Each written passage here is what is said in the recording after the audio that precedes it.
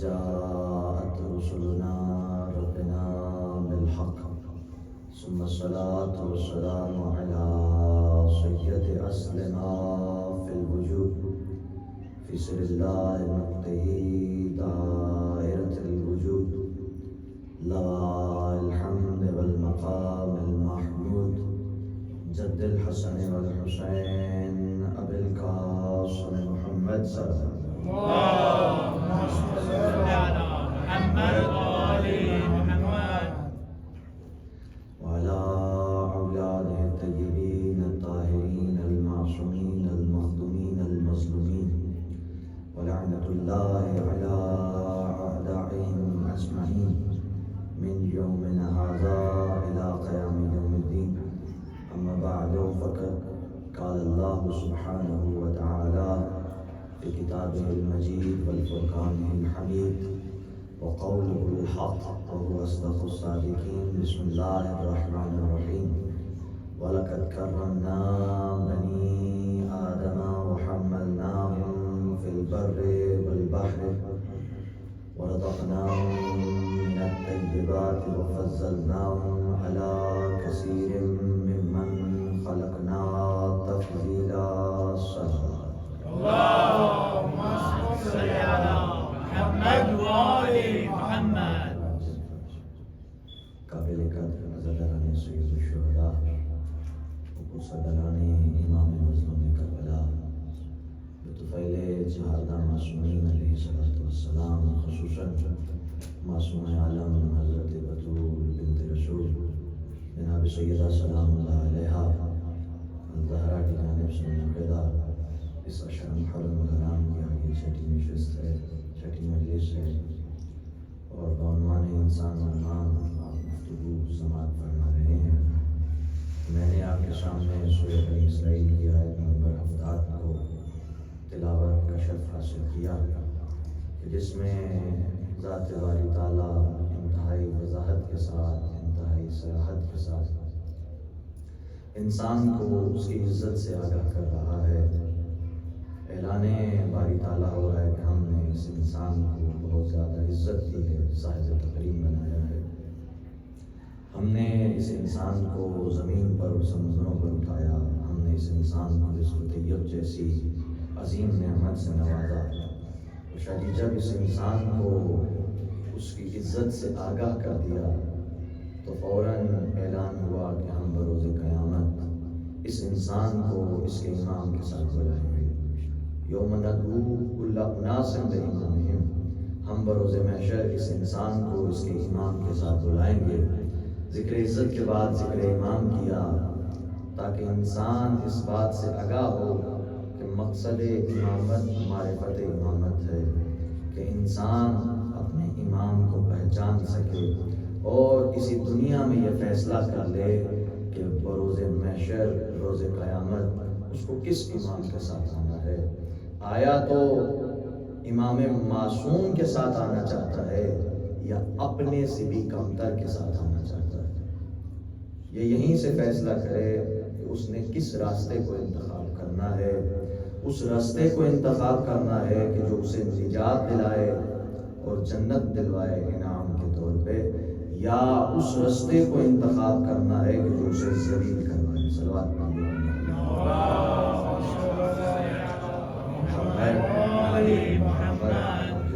آج میری کچھ طبیعت بھی ناساز سی ہے تو آپ کی دعاؤں کے ساتھ اور جناب سیدہ کی دعاؤں کے ساتھ اس ذکر کے صدقے انشاءاللہ تعالیٰ اپنی پوری کوشش کروں گا کہ جو مطالب آپ کے سامنے ذکر کرنا چاہتا ہوں وہ ذکر کروں۔ ایک بار دیگر صلوات پڑھیے۔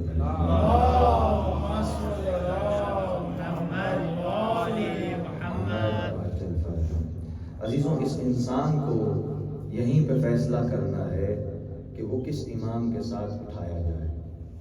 ایسا نہیں ہے کہ اللہ نے ہمیں معرفت امام کا کوئی راستہ نہ بتایا ہو۔ میں روز جو ہے انسان اور امام قرآن سے گفتگو کر رہا ہوں اور کوشش کر رہا ہوں کہ ہم اپنے امام کو پہچاننے کی کوشش کریں۔ ایسا نہیں ہے کہ خالق نے ہمیں متوجہ نہیں کیا ہے۔ سورہ نحل آیت نمبر 43 میں کچھ ارشاد ربانی اس طرح سے ہو رہا ہے کہ فَاسْأَلُوا أَهْلَ الذِّكْرِ إِن كُنتُمْ لَا تَعْلَمُونَ، سوال کرو اہل ذکر سے اگر تم نہیں جانتے ہو، سوال کرو اہل ذکر سے اگر تم نہیں جانتے ہو۔ شاہ جی اس آیت کا ترجمہ ہی ہمیں دو گروہوں کی طرف بتا رہا ہے۔ ایک گروہ ایسا ہے جو تعلمون میں ہے، ایک گروہ ایسا ہے جو سب کچھ جانتے ہیں، اور ایک گروہ ایسا ہے جو لا تعلمون ہے۔ لا تعلمون یعنی کچھ نہیں جانتے ہیں۔ تو اللہ ہمیں متوجہ کر رہا ہے کہ سوال کرو اہل ذکر سے اگر تم نہیں جانتے۔ اہل ذکر سے سوال کرنے کے لیے اللہ ہمیں کہہ رہا ہے کہ تم جو ہے سوال کرو اہل ذکر سے۔ میں نے کل کی مجلس میں یہ عرض کیا تھا کہ اللہ نے اس انسان کو سب سے زیادہ جو بڑی نعمت دی ہے وہ عقل دی ہے، جو انسان کو ممتاز بناتی ہے دیگر تمام چیزوں سے۔ اب اللہ اس آیت میں ہمیں اس عقل کو بروئے کار لانے کی بتا رہا ہے کہ میں نے اہل ذکر کو بنایا ہے تمام سوالوں کے جواب کے لیے، یعنی کہ تمہیں عقل دی ہے تو یہ عقل پیاسی ہے سوال کی، عقل پیاسی ہے کہ اسے جواب چاہیے۔ یہ ذہن انسانی پیاسا ہے اس بات کا کہ کوئی دروازہ ایسا ہونا چاہیے، کوئی مقام ایسا ہونا چاہیے، کوئی جگہ ایسی ہونی چاہیے کہ جس سے اس کو تمام علوم حاصل ہو سکے۔ اس آیت میں صرف اس آیت کو سمجھنے کی ضرورت ہے۔ اگر ہم اس آیت کو ہی سمجھ جائیں تو ہمیں بہت سارے رموز حاصل ہو جائیں گے کہ فَاسْأَلُوا أَهْلَ الذِّكْرِ إِن كُنتُمْ لَا تَعْلَمُونَ، سوال کرو اہل ذکر سے اگر تم نہیں جانتے۔ یہاں پہ اللہ نے کسی بھی قسم کی کوئی قید نہیں لگائی، یہ نہیں کہا ہے کہ تم نے فلاں شے کے متعلق سوال کرنا ہے، تم نے فلاں شے کے متعلق سوال نہیں کرنا۔ ایسا نہیں کہا گیا کہ تم نے فلسفے کے متعلق سوال کرنا ہے لیکن منطق کے متعلق سوال نہیں کرنا ہے۔ ایسا نہیں کہا گیا کہ باب حدیث کے متعلق تم چلے جاؤ لیکن قرآن کے متعلق سوال مت کرنا، بلکہ باری تعالیٰ تو بڑے واضح انداز سے کہہ رہا ہے کہ تمہارے ذہن میں جو بھی سوال پیدا ہوتا ہے تم ان کے دروازے پہ آؤ۔ فلسفے کے متعلق سوال کرنا چاہتے ہو کرو، منطق کے متعلق سوال کرنا چاہتے ہو کرو، تم ڈاکٹر ہو تو تم اپنی ڈاکٹری فیلڈ کے متعلق سوال کرو، یہ جواب دیں گے۔ کیونکہ فَاسْأَلُوا کا جو دائرہ ہے وہ دائرہ بہت زیادہ وسیع ہے، اس میں یہ نہیں کہا گیا صرف دینی معاملات کے متعلق سوال کرو یا دنیاوی معاملات کے متعلق سوال کرو۔ اس آیت میں اللہ اس آیت کو بہت وسیع طور پہ بیان کر رہا ہے کہ تمہارے ذہنوں میں جو سوال پیدا ہو سکتا ہے تم سوال کرو۔ زمین کے متعلق سوال کرنا چاہتے ہو تو کرو، آسمان کے متعلق سوال کرنا چاہتے ہو تو کرو، زمین کے نیچے کیا ہے ان رموز کو جاننا چاہتے ہو تو سوال کرو، سمندروں کے اندر کیا مخائف چھپے ہوئے ہیں ان کے متعلق سوال کرنا چاہتے ہو تو سوال کرو، آسمانوں کے اوپر کیا موجود ہے اس کے متعلق سوال کرنا چاہتے ہو تو کرو، انبیاء کے متعلق سوال کرنا چاہتے ہو تو کرو، صحائف کے متعلق سوال کرنا چاہتے ہو کرو۔ یہ آیت بتا رہی ہے اہل ذکر وہ ہستیاں ہیں کہ ہر شے کا جواب دیں۔ صلی اللہ محمد وآلِ محمد۔ اس آیت کی شاید اس آیت کے زیر سایہ ہمیں یہ تو معلوم ہو گیا کہ اہل ذکر جو بھی ہیں ایسی ہستیاں کہ سب کچھ جانتے ہیں۔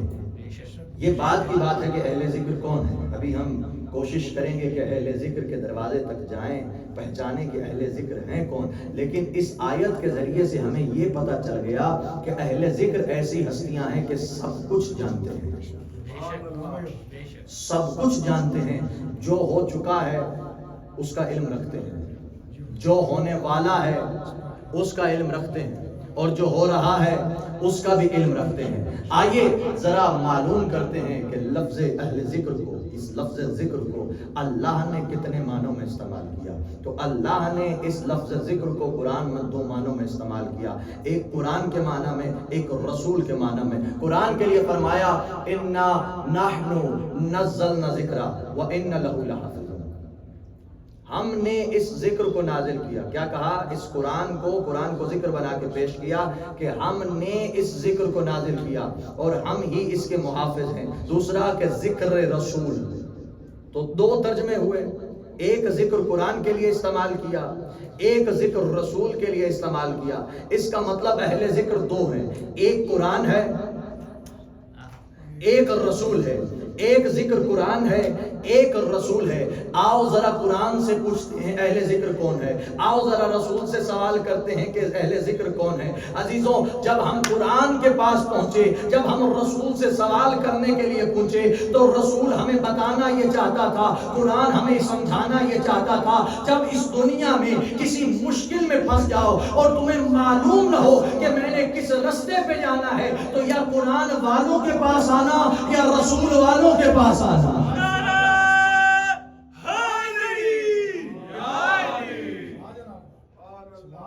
تو دو شخصیتوں کے پاس آنا، یا قرآن والوں کے پاس آنا یا پھر رسول والوں کے پاس آنا. آؤ ذرا فرزند رسول کے پاس پہنچتے ہیں اور پوچھتے ہیں کہ مولا یہ اہل ذکر کون ہے. ایک صحابی آیا امام صادق علیہ السلام کے پاس، صلوات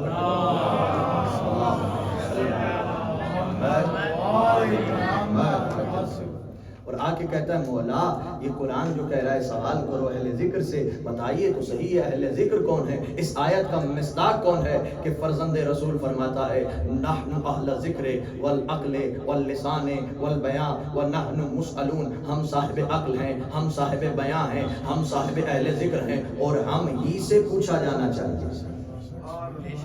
وَنَحْنُ مُسْأَلُونَ، اور ہم ہی سے سوال کیا جانا چاہیے. شاید سوال اس سے کیا جاتا ہے جو جواب دے سکے. سوال ان سے نہیں کیا جاتا جو بیٹیوں سے مسئلے پوچھتے رہے. سوال ان سے کیا جاتا ہے جو جواب دے سکیں. سوال ان سے نہیں کیا جاتا جو بیٹیوں سے مسئلے پوچھتے رہے. شاہی رب کعبہ کی قسم، ایک روایت میں نے ایسی پڑھی تھی کہ جس میں یہ لکھا ہوا تھا بعض صحابی تو ایسے تھے کہ ساری زندگی سورہ بقرہ حفظ نہ کر سکے اور مقابلہ اس علی سے کرتے رہے جو پیدا ہوتا ہی کہتا ہے توریت سناؤ، زبور سناؤ، انجیل یا قرآن. جو ہاتھ رہ گیا میرے مرشد کرا ہوا حیدری محمد والے محمد صلوات.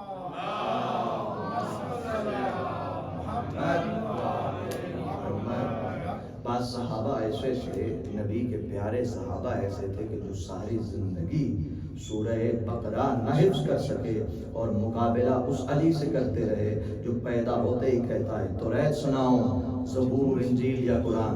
آیت کا دعویٰ یاد ہے آپ کو؟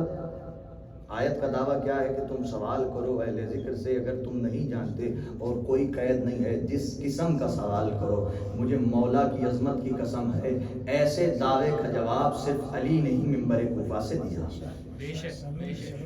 علی کے علاوہ کوئی ہستی ایسی نہیں ہے کہ جس کے دعوے میں اتنی وسعت ہو. صرف میرا مولا ہے کہ جس نے منبر سے کہا سلونی سلونی قبل ان تفقدونی.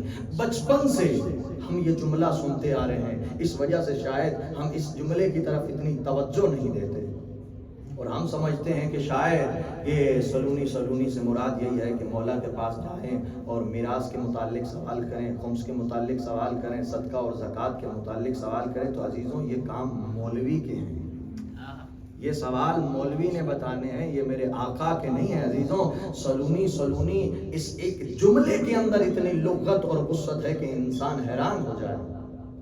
انسان چاہتا ہے کہ اسے فزکس کے متعلق سوال کرنا ہے تو سلونی کے اندر اس کی استعداد ہے کہ تم سوال کرو، جو چاہو سوال کرو میں تمہیں جواب دوں گا. اس میں مولا نے قید نہیں لگائی کہ تم نے اس شے کے متعلق سوال کرنا ہے، اس شے کے متعلق سوال نہیں کرنا. ایک شخص نے کہا کہ میں تو صرف بایولوجی کے متعلق سوال کرنا چاہتا ہوں، تو سلونی میں بایولوجی کے متعلق بھی سوال کیا جا سکتا ہے، زائیولوجی کے متعلق بھی سوال کیا جا سکتا ہے، ڈاکٹری کے متعلق بھی سوال کیا جاتا ہے. عزیزان گرامی فقط میرا مولا ہے جس نے یہ دعویٰ کیا ہے کہ جس قسم کا سوال کرنا چاہتے ہو کرو ولی جواب دے گا. صلوات پڑھیے محمد.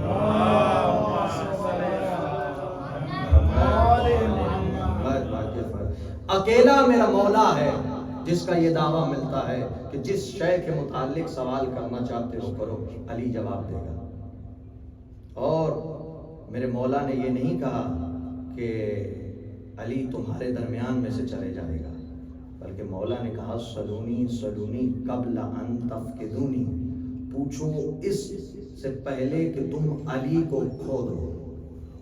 یعنی اس کا مطلب ہے کہ علی ہر دور میں ہمارے ساتھ رہیں گے، علی ہر دور میں ہمارے ساتھ ہیں۔ آج کوئی سوال کرے کہ علی ہمارے ساتھ کیسے ہیں، تو علم کے ذریعے علی زندہ، کردار کے ذریعے علی زندہ، گفتار کے ذریعے علی زندہ، رفتار کے ذریعے علی زندہ۔ کسی شاعر نے بھی کیا خوب لکھا تھا کہ چھری کی دھار سے کٹتی نہیں چراغ کی لو، بدن کی موت سے کردار مر نہیں جاتے۔ صلوات پڑھیے بر محمد محمد واجل فرجہم۔ تو میں آہستہ پڑھنا شروع ہوں تو میرا مجمع مجھ سے زیادہ آہستہ ہو گیا ہے۔ ایک بلند آواز سے صلوات پڑھیے۔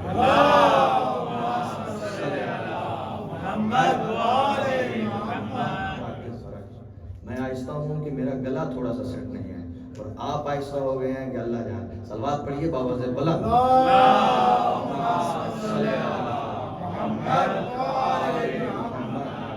اور جب میرے مولا کا یہ دعویٰ سنے تو منافق علی کے پاس نہ آئے ہو ہی نہیں سکتا۔ تو ایک بڑے صاحب آئے، پہلی شخصیت آئی علی کے پاس، ایک سوال سے الجھے ہوئے ہیں اور سوال کا جو ہے جواب نہیں مل رہا۔ آئے آقا کے پاس کہ آقا باغ میں مزدوری کر رہے ہیں اور ہاتھوں میں مٹی لگی ہوئی ہے، پتہ نہیں کتنے ہفتوں سے مہینوں سے سوال میں الجھے ہوئے تھے۔ علی کے پاس آئے اور آ کے کہا یا علی ایک سوال ہے۔ مولا نے کہا پوچھو۔ ایسے ایسے ایسے سوال بتایا۔ مولا نے کہا اس کا جواب ہے ایسے ایسے ایسے۔ مولا نے فوراً جواب دیا۔ مولا نے نہ سوچا نہ ٹھہرا، کہنے لگا یا علی اتنے وقت سے اتنے ٹائم سے میں اس سوال کا جواب ڈھونڈ رہا تھا، مجھے اتنے برسوں لگ گئے، میرے ذہن میں تو آیا ہی نہیں، آپ نے فوراً ایسے جواب کیسے دے دیا؟ مولا نے کہا اچھا، سامنے تنکے پڑے تھے۔ مولا نے کہا اس تنکے کو اٹھاؤ۔ اس نے اٹھایا۔ مولا نے کہا اس تنکے کی مانند اس طرح یہ واضح ہے، علی کے لیے ہر شے واضح ہے۔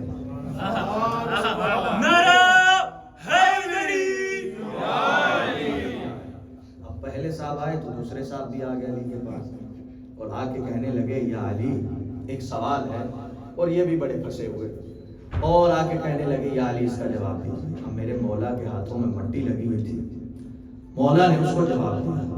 کہنے لگے یہ صاحب بھی یا علی یہ کیا، میں اتنے ٹائم سے پھنسا ہوا تھا، مجھے تو جواب ذہن میں نہیں آیا، آپ نے فوراً کیسے بتا دیا؟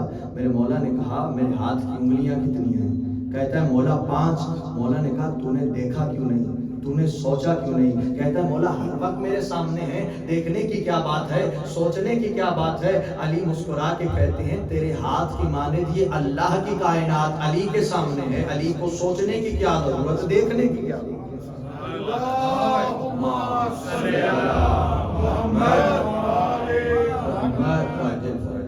اب محمد شاہ کہہ رہا ہے کہ شاہ جی یہ تو بات نہیں بنتی ہے کہ آپ سوال تو بتا نہیں رہے ہیں، صرف بتا رہے ہیں صاحب آئے اور صاحب گئے اور جواب مل گیا، ایسے تو کام نہیں چلے گا۔ تو خلیفہ دوم کا زمانہ ہے، اور خلیفہ دوم کے زمانے میں شاہ جی ایک سلوات کا سہارا آپ بھی دیجیے تب آگے بڑھنے لگے ہیں۔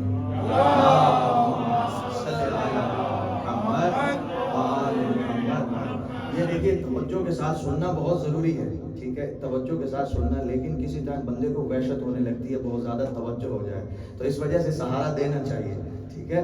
عزیزوں خلیفہ دوم کا زمانہ ہے، اور 2 خواتین آ گئی خلیفہ دوم کے سامنے اور آ کے کہتی ہیں، ان کے ہاتھوں میں 2 نومولود بچے ہیں، لیکن ایک ہے لڑکا ایک ہے لڑکی، دعویٰ دونوں کا ہے کہ میرا لڑکا ہے۔ اب خلیفہ دوم سے کہا کہ خلیفہ صاحب فیصلہ کیجئے، دونوں عورتیں کہہ رہی ہیں کہ ہمارا لڑکا ہے اور لڑکی لینے کے لیے کوئی تیار نہیں۔ پورا دربار پھنس گیا کہ اب کیا کریں، سارا دربار اب خلیفہ کو دیکھ رہا ہے اور خلیفہ کہہ رہا ہے بھئی اب خلیفہ کیا کرے؟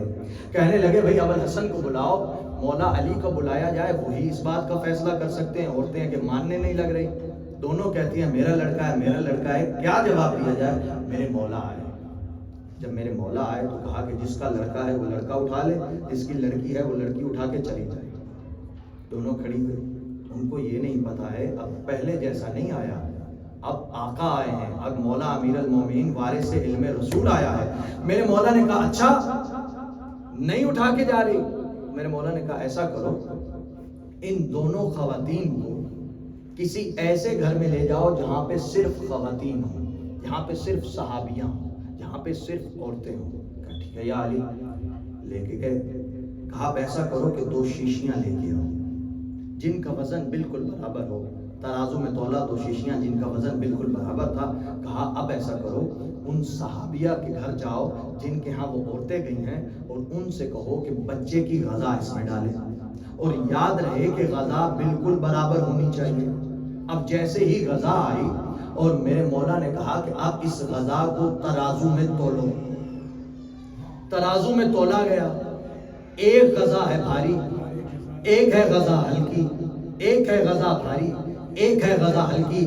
جو ہے غذا بھاری مولا نے کہا اس کا ہے لڑکا، اس کو لڑکا دے دو. جس کی ہے غذا ہلکی اس کی ہے لڑکی، اس کو لڑکی دے دو. اب صحابی سارے، درباری سارے علی کا چہرہ دیکھ رہے ہیں. یا علی آپ نے یہ فیصلہ کہاں سے کیا؟ یا علی آپ نے یہ فیصلہ کہاں سے کیا؟ کہ میرے مولا کہتے میں نے فیصلہ قرآن سے کیا. اب سارے حافظ قرآن بہت سارے بیٹھے تھے، سب نے قرآن میں نظریں دوڑائی. شیشیاں کہاں ہیں؟ ترازو کہاں ہے؟ شیشیاں کہاں ہیں؟ ترازو کہاں ہے؟ نہ شیشیاں ملی نہ ترازو ملے. کہنے لگے یا علی آپ نے یہ فیصلہ کہاں سے کر لیا؟ ہمیں نہ شیشیاں ملی، ہمیں نہ ترازو ملے. مولا مسکرا کے کہتے ہیں تم نے سورہ نساء کی وہ آیت نہیں پڑھی جہاں اللہ فرما رہا ہے کہ لڑکے کا حق لڑکی کے 2 برابر ہے. جب حق 2 برابر ہے تو غذا بھی اللہ 2 برابر رکھے گا.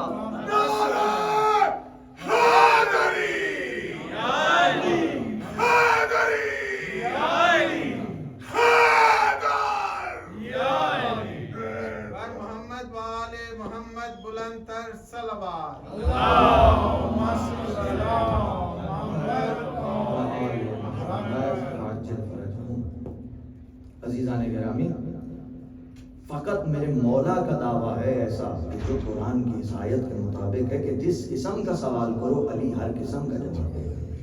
بہرحال جو بھی ہو فقط علی اور اولاد علی ہی وہ ہستیاں ہیں جو قرآن کے اہل بھی ہیں اور رسول کے اہل بھی ہیں. ان 2 ہستیوں کے علاوہ کوئی اور ہے ہی نہیں جو قرآن کا اہل بھی ہو اور رسول کا اہل بھی ہو. اب کوئی بندہ کہے کہ کیسے رسول کے اہل ہیں اور قرآن کے اہل ہیں؟ حدیث صحیح ہمارے پاس موجود ہے کہ جس میں رسول خاتم ارشاد فرما رہے ہیں علی شم القرآن والقرآن علی.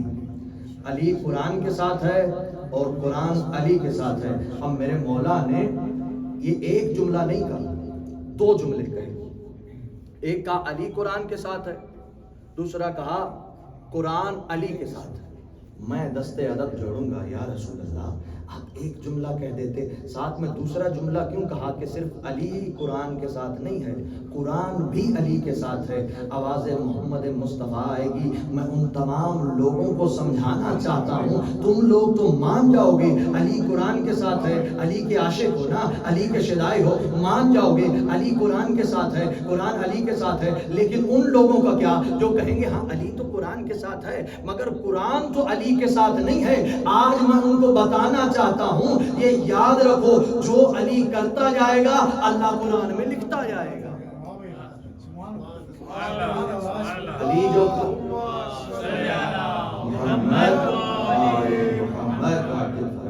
علی جو کرتے جائیں گے اللہ قرآن میں لکھتا جائے گا. اس حدیث کے ذریعے سے محمد مصطفیٰ نے میرے آقا کے فضائل کو بھی بتایا اور اس طریقے سے یہ بتایا کہ یاد رکھو مسلمانوں کبھی بھی ان دونوں کا دامن نہ چھوڑنا، نہ محمد و آل محمد کا دامن چھوڑنا، نہ قرآن کا دامن چھوڑنا. یہ دونوں آپس میں اس طرح سے ملے ہوئے ہیں، اگر تم نے ان دونوں کو چھوڑ دیا تو تم گمراہ ہو جاؤ گے، تم گمراہ ہو جاؤ گے. اس حدیث کے ذریعے سے نبی نے سمجھایا کہ قرآن وہ کتاب ہے جو لا ریب ہے، قرآن حق ہے، قرآن سچ ہے. یاد رکھو رشتہ بتا رہے ہیں علی اور قرآن کے درمیان کیا رشتہ ہے. فرمایا قرآن کتنا سچا ہے جتنا علی ہے، قرآن کتنا سچا ہے جتنا علی ہے، علی کتنا سچا ہے جتنا قرآن ہے، قرآن کتنی حقیقت ہے جتنا علی ہے، علی کتنی حقیقت ہے جتنا قرآن ہے، قرآن کتنا بلند ہے جتنا علی ہے، علی کتنا بلند ہے جتنا قرآن ہے، قرآن کتنا عظیم ہے جتنا علی ہے، علی کتنا عظیم ہے جتنا قرآن ہے. اب اگر قرآن میں کل کفا ہے علی صاحب کل کفا ہے، اگر قرآن میں حد عطا ہے علی وارث سے حد عطا ہے، اگر قرآن میں تطہیر کا ذکر ہے علی وارث سے تطہیر ہے، اگر قرآن میں کوثر کا ذکر ہے علی ساقی کوثر ہے، ہے اگر قرآن میں نور کا ذکر ہے علی نور مبین ہے، اگر قرآن میں بسم اللہ کا ذکر ہے علی نقطہ بائے بسم اللہ ہے۔ اب قرآن نازل ہونے میں جبرائیل کا محتاج ہے، اور میرا آقا پہلے دن سے جبرائیل کا بھی استاد ہے۔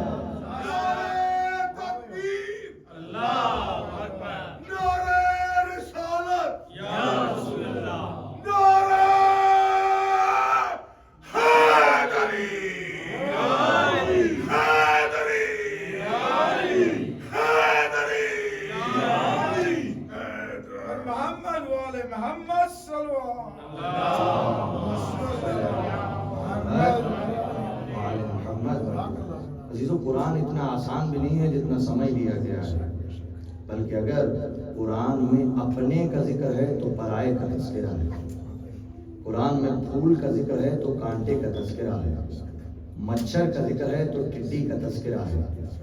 جہاں قرآن ہادی کا ذکر کر رہا ہے وہیں ذال کا بھی ذکر کر رہا ہے، جہاں قرآن میں اندھیرے کا ذکر ہے وہاں نور کا بھی ذکر ہے، جہاں گمراہی کا ذکر ہے وہاں ہدایت کا بھی تذکرہ ہے، جہاں چھری کا ذکر ہے وہاں تلوار کا بھی تذکرہ ہے۔ یعنی بات قرآن کسی کی کر رہا ہوتا ہے، مخاطب کہیں اور ہے، بات کسی کی چل رہی تھی، اگلی ہی آیت میں مخاطب کوئی اور ہے۔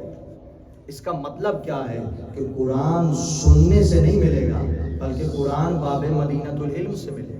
قرآن سننے سے نہیں ملے گا بلکہ قرآن باب مدینۃ العلم سے ملے گا۔ اب مسلمان اگر قرآن میں بسم اللہ ہے تو نقطہ بائے بسم اللہ سے پوچھو، قرآن میں اگر کوثر ہے تو ساقی کوثر سے پوچھو، قرآن میں اگر تطہیر کا ذکر ہے تو وارث تطہیر سے پوچھو، قرآن میں نور کا ذکر ہے تو نور مبین سے پوچھو، ملا اگر قرآن مشکل لگ رہا ہے تو مشکل کشا سے پوچھو۔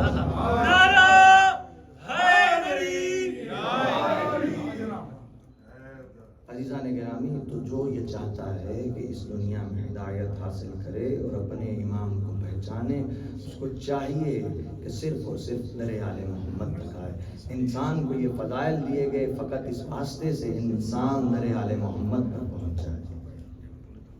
عزیزان گرامی، بہت شکریہ، آپ نے بہت ساتھ دیا، میں بہت آرام سے پڑھ رہا تھا، لیکن عزیزوں مقصد فضائل نہیں، مقصد مسائل ہے۔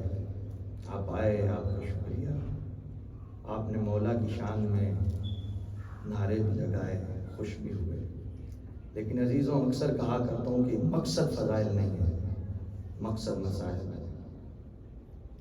اور میں چاہتا ہوں کہ آج اس بی بی کو پرسہ دیا جائے کہ جس بی بی نے اپنی ساری نسل کو حسین پہ قربان کر دیا۔ عزیزوں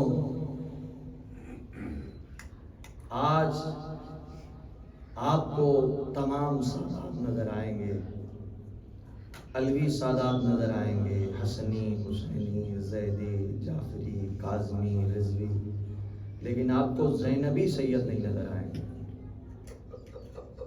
ام المصائب بی بی وہ ہیں، جناب زینب عالیہ وہ ہیں جنہوں نے اپنی ساری نسل کو قربان کر دیا۔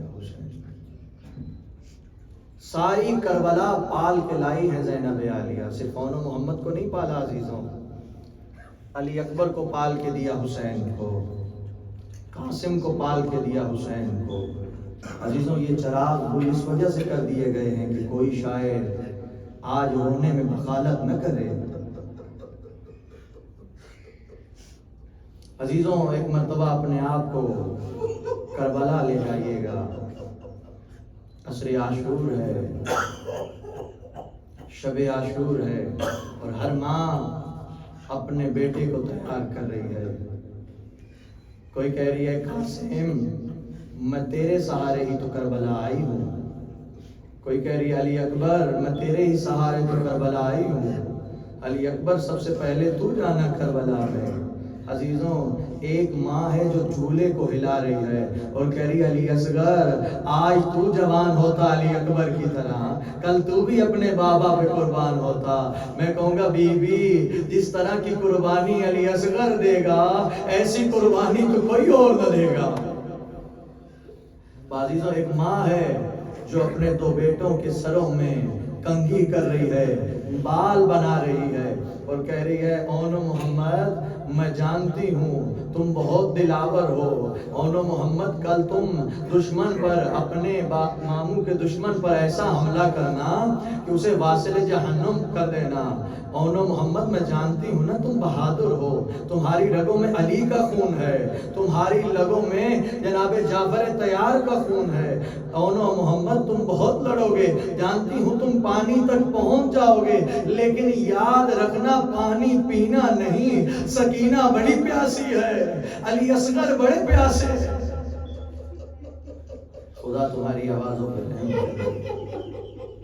عزیزوں آؤ سب مل کے جناب سیدہ زینب کو پرسنیں، یہ وہ بی بی ہے کہ جس نے کہیں بھی اون محمد پہ گریہ نہیں کیا، صرف روئی ہے تو حسین پہ روئی ہے آقا زادی۔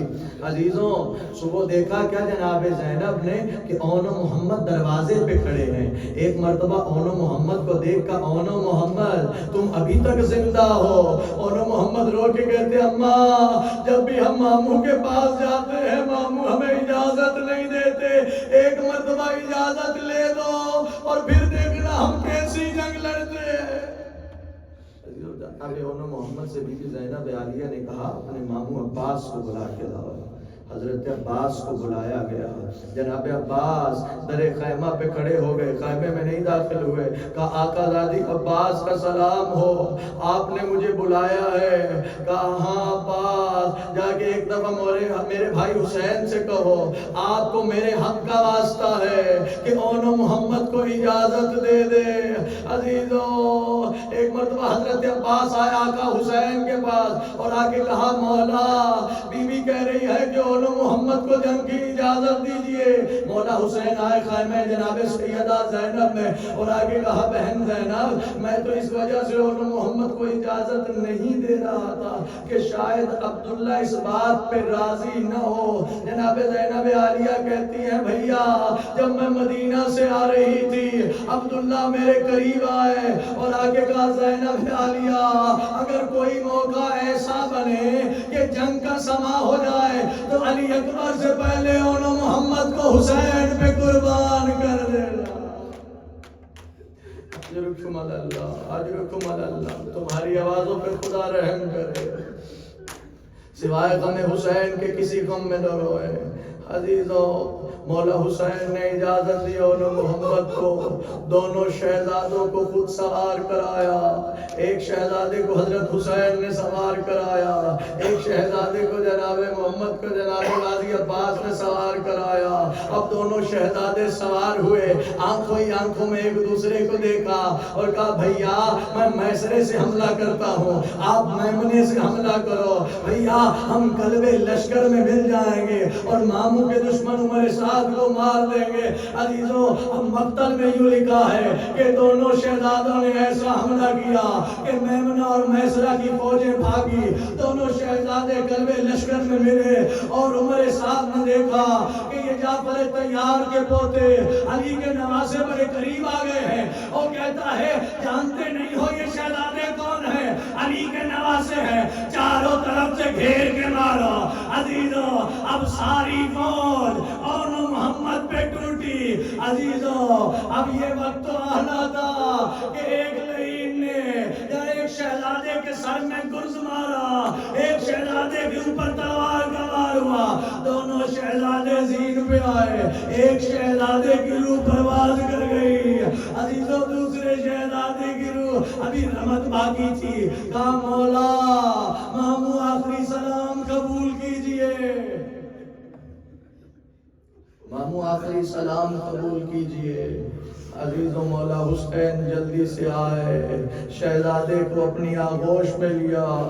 عزیزوں جناب اون محمد میں سے ایک شہزادہ جو مولا کی آغوش میں تھا وہ کہہ رہا تھا ماموں میری اماں کو آخری سلام دینا اور جا کے کہنا اماں زینب آپ کا بیٹا پانی پہ پہنچا تھا اور ہاتھ پر پہنچا تھا لیکن اماں میں نے پانی نہیں پیا، اماں علی اصغر پیاسا ہے نا، اماں سکینہ پیاسی ہے میں نے پانی نہیں پیا۔ عزیزوں دونوں شہزادوں کو حضرت امام حسین نے اٹھایا اور خیموں میں لے آئے۔ عزیزوں دونوں شہزادوں کو لٹھایا. ایک مرتبہ دیکھا ساری بیویاں بہن کر رہی ہیں واہ محمدہ واہ اونا واہ علیہ واہ قربتا. دیکھا زینب نہیں آئی. ایک مرتبہ کا اماں فضا میری بہن زینب کو بلاؤ اور محمد سے ودا کر لے. عزیزوں آقا زادی آئی, شہزادوں کے درمیان بیٹھی, آنکھیں بند ہیں شہزادی کی, اور دونوں ہاتھ شہزادوں کے سینے پہ رکھے اور کہا اونو محمد مجھے بتاؤ اب میں کسے حسین پہ قربان کروں. اونو محمد مجھے بتاؤ اب میں کسے حسین پہ قربان کروں. عزیزوں ایک مرتبہ 11 محرم کا سورہ طلوع ہوا. آقا زادی مولا حسین کو ودا کرنے کے لیے آئی. شہزادی اپنے بیٹوں کی لاشوں پہ نہیں گئی, آئی جب عزیزوں اپنے محمل پہ سوار ہوئی, ناکا پہ سوار ہوئی. جانتے ہیں نا ناکا بہت اونچا قد ہوتا ہے. ایک مرتبہ شہزادی کی نظر مقتل کی طرف پڑی اور مقتل کے اوپر 2 چھوٹے چھوٹے لاشیں دیکھے, آنکھوں کو بند کر لیا اور کہا الوداع نو محمد الوداع نو محمد. عزیزوں جب یہ قافلہ لٹا ہوا شام سے واپس آنے لگا, ایک مرتبہ جب مولا حسین کا مولا سجاد نے شرط رکھی تھی نا تمام شہداء کے سروں کو واپس کیا جائے. عزیزوں اب سروں کو واپس کیا جانے لگا. سب سے پہلے ایک چھوٹا سا سر آیا, بی بی رباب نے جھولی کو آگے بڑھایا اور کہا یہ میرا لال ہے, اسے مجھے دے دو. عزیزوں اب ایک سر آیا, بی بی نے کہا یہ میرا قاسم ہے, یہ مجھے دے دو. اب ایک عزیزوں میں نے تمام کیا. اب 2 سر آئے جن کو لینے والا کوئی نہیں ہے. پہلی صدا دی کیا ان کا وارث کوئی نہیں ہے. جب کوئی نہ بولا آقا زادی خاموش ہے, بیویاں زینب کو دیکھ رہی ہے. ایک مرتبہ یہ کہتا ہے مجھے اتنا بتا دو کیا اس کی وارثہ خیموں میں جل کے مر گئی ہے کہ اسے لینے والا کوئی نہیں. فضا سے برداشت نہ ہوا, فضا آگے بڑھی, کہا یہ میری آقا زادی کے بیٹوں کے سر ہے, انہیں مجھے دے.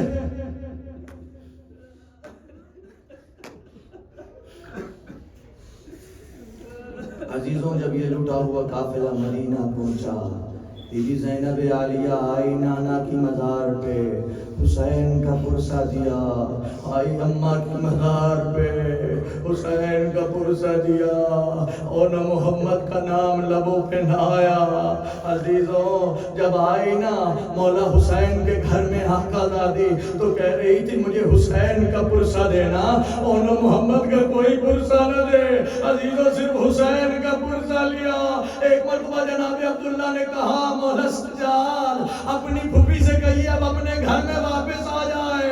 عزیزوں اب جب بی بی اپنے گھر میں گئی, ایک مرتبہ 2 چھوٹے چھوٹے مسلوں پہ نظر پڑی. آخر ماں تھی کتنا صبر کرتی. اے زینب عالیہ نے مسلے کو اٹھایا, سینے سے لگایا اور کہا محمد اب تمہاری ماں تمہارے بغیر کیسے رہے. اور نہ محمد اور نہ لعنت اللہ علی القوم الظالمین وسيعلم الذين ظلموا أي منقلب ينقلبون. اور الہ تجھے روٹی جام کو خواص ہماری اس کلیم سی عبادت کو اپنی بارگاہ میں قبول و منظور فرما. اے مولا حاضرین کی تمام شرعی حاجات کو قبول و منظور فرما. اے مولا جتنے مومنین کے اولاد ہیں اولاد نبی عطا فرما. جتنے مومنین بیمار حال ہیں صدقہ بیمار کربلا کا شفاء کاملہ و عاجلہ عطا فرما. جتنے مومنین تنگ دست ہیں ان کو خوشحال و آباد فرما. ہمارے وارث حقیقی کا ظہور جلد فرما. ہمیں اپنے ایمان کے اعوان و انصار میں شمار فرما. میرے مولا ہماری اولاد کو سیرت آل محمد پر عمل کرنے کی توفیق عطا فرما. میرے مولا ولایت علی اور ذکر حسین سے کبھی جدا نہ ہو. میرے مولا وہ ہمارا لمحہ آخری ہو جب ہم اپنے مقصد امام حسین سے دور ہو جائیں. میرے مولا وہ لمحہ آخری ہو کہ جب ہم مولا حسین کو چھوڑ دیں. میرے مولا ہماری اولادوں کو اس ذکر کے ساتھ باقی رکھ. میرے مولا ہمیں مقصد امام حسین اور معرفت امام حسین حاصل کرنے کی توفیق عطا فرما. تمام دعاؤں کی قبولیت کے لیے باواز بلند صلی اللہ علیہ وسلم. मातमे शायरी